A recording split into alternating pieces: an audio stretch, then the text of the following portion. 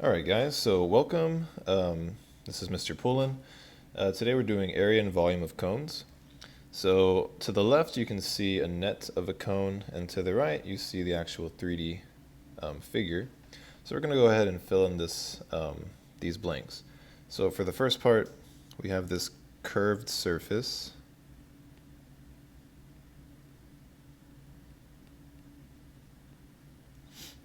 And down here we have a circle, and this line is the radius of the circle.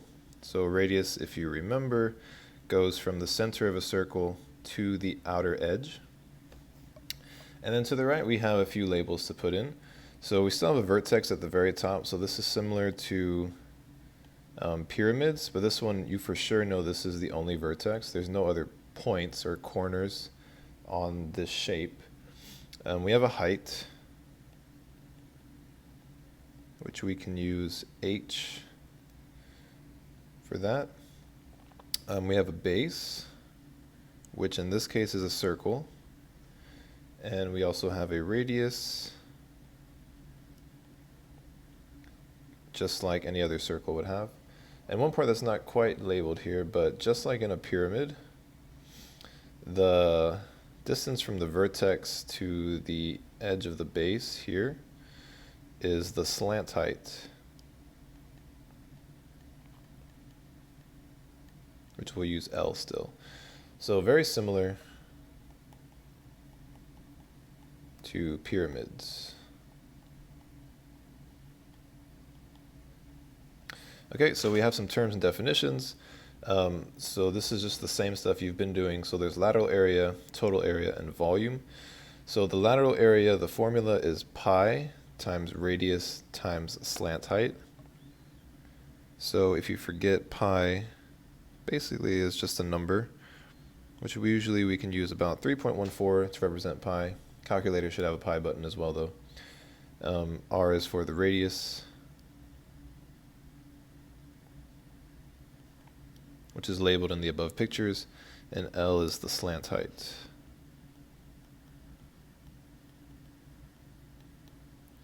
The total area takes the total surface area. So pi RL, this part here, is still just from the lateral. So we're taking the lateral area and we're adding the base area, which is pi r squared. So pi r squared, this is the base, the area of a circle. So that's just 3.14 times the radius squared. Lastly, we have the volume. So the volume is 1/3 times capital B times h, the height of the cone. So capital B stands for the base area. And again, base area for a circle is pi r squared. So you could also write this formula as 1/3 pi r squared times the height. All right, so using those definitions, we're going to do example 1.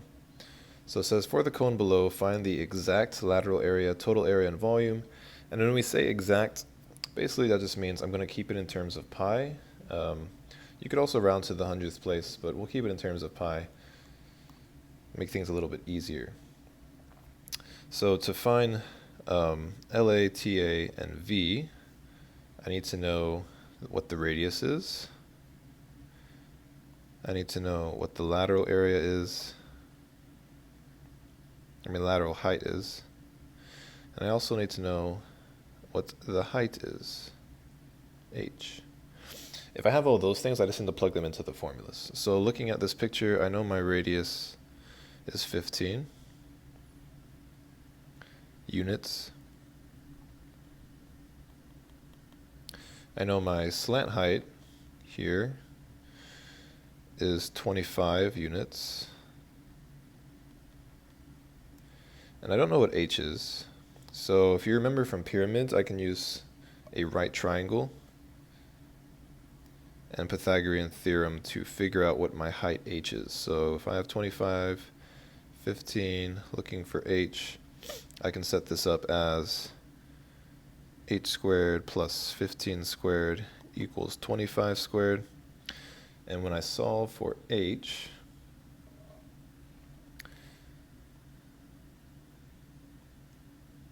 I'll end up getting 20.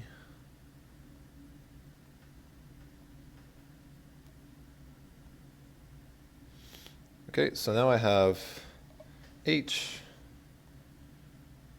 r, and L. It's 20 units.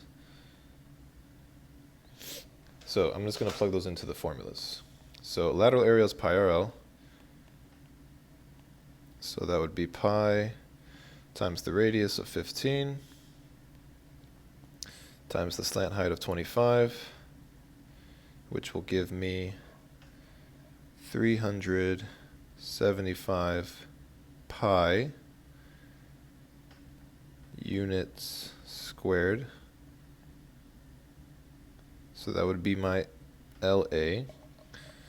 So when I say to keep it in terms of pi, it just means basically to multiply these two numbers together.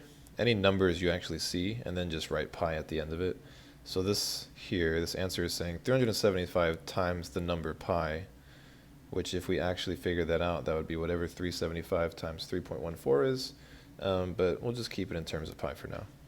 And then total area, we're going to take that 375 pi, because that is my pi RL, and we're going to add it to what my base area is. So that would be 375 pi plus whatever my base area is. So base area will be pi times the radius 15 squared. So that makes my base area 15 squared is 225 times pi. So I'll add 225 pi. And I'll end up getting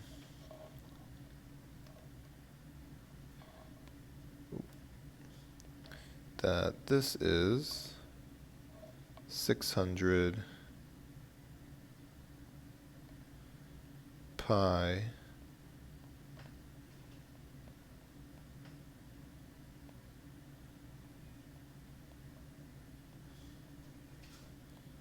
units squared.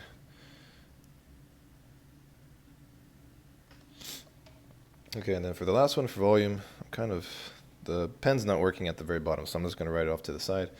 So for volume, I want to take 1/3 times base area. So we already know what base area is here. It's 225 pi